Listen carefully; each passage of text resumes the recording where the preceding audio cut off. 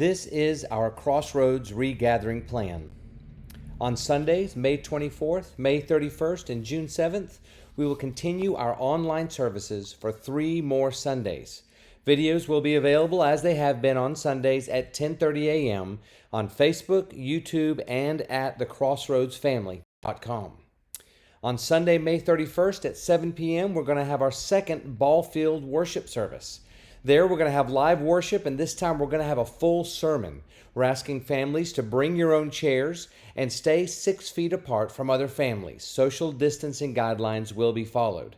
Drive-ins will also be available, and we promise you that no matter where you're parked, you will be able to hear the worship service. On Sunday, June 14th, is our first Sunday back, and we can't wait for this. We'll update you week to week for any changes to the schedule. We're going to have 2 services, 9 a.m., which will be also recorded YouTube Live, and 11 a.m., which will also be recorded Facebook Live. The 9 a.m. service will be wiped down and in key areas prior to the 11 a.m. service.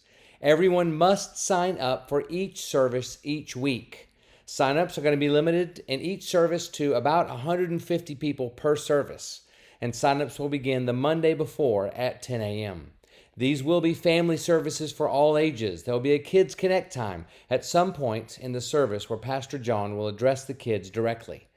Chairs have already been spread out and separated into family groups in our worship center. Social distancing guidelines will be followed. We're going to use the Church Center app for announcements and check-ins. Online communication cards will be emailed for each service to those who are not able to or wish not to use our Church Center app. We will have no physical bulletins. We will have no meet and greet time in the service. We're asking for no handshaking or hugs. There will be no offering in the service, and baskets will be at the doors when you leave. No coffee will be served. It will be BYOC. Bring your own coffee if you want to. Masks are recommended. Families are asked to stay together and to keep your kids together, and our education building will be closed at this time. Bathrooms are available but must be cleaned by each user after each visit. Cleaning supplies will be made available.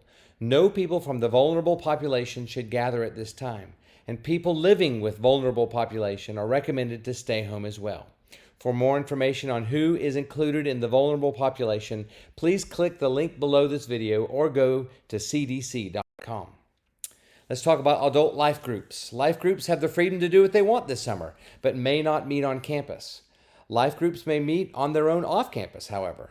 Life groups may meet weekly in their homes or at an outdoor venue. And we encourage life groups to get together at least once or twice this summer for an outdoor fellowship activity. Life groups can continue meeting on Zoom if you want. If a life group decides not to gather due to vulnerability or due to little or no internet access, we ask that you at least stay in touch with one another on a regular basis. Again, no people from the vulnerable population should gather at this time, and people living with those in the vulnerable population are recommended to stay home as well. If and when you do gather, leaders, please complete your attendance online. And if and when your group begins to meet together regularly, please let me know about that. If an adult life group chooses to get together, the following social distancing guidelines are suggested. No one is to attend if they have any symptoms of a cold or COVID-19 at all.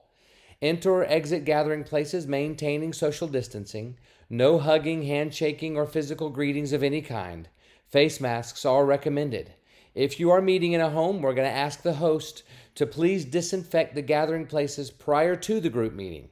We're going to ask that no shareable food or snacks be served, and an option could be for that individually prepackaged foods, or just ask everyone to bring their own food or snacks. And we're going to ask the host to disinfect the home following the group meeting. Let's talk about Next Generation Ministries. Our youth services will resume on June 17th, and Micah will communicate those details out to the youth and their parents. Youth Camp is scheduled July 13th through 17th locally at the FFA camp in Covington. There will be no preschool or 252 kids meeting until further notice. And VBS has been postponed until the week of July 20th. No decision has been made about whether we will have a normal VBS or if it will be a virtual VBS. And that is our Crossroads regathering plan as it stands today. Again, we will update this plan weekly, and we will be sure to let you know about any changes.